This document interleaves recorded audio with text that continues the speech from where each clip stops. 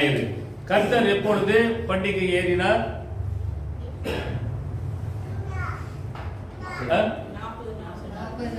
Okay, அதான் போன வியாழக்கிழமை நம்ம அனுசரிச்சோம். இன்று பிரியமானவர்களே, தலைப்பு என்னவென்றால் கிறிஸ்துவும் பரிசுத்த ஆவியானவரும். That means Christ and the Holy Spirit. What is the interaction between Christ and the Holy Spirit? அதாவது கிறிஸ்துவுக்கும் பரிசுத்த ஆவியானவருக்கும் என்ன ஒரு தொடர்பு உண்டு?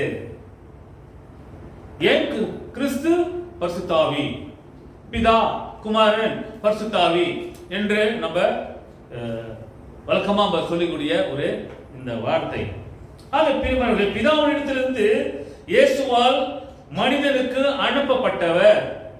பிதாவினிடத்திலிருந்து இயேசுவால் மனிதருக்கு அனுப்பப்பட்டவர் தான் பரிசுத்த ஆவியானவர். நீங்க கேட்கலாம்,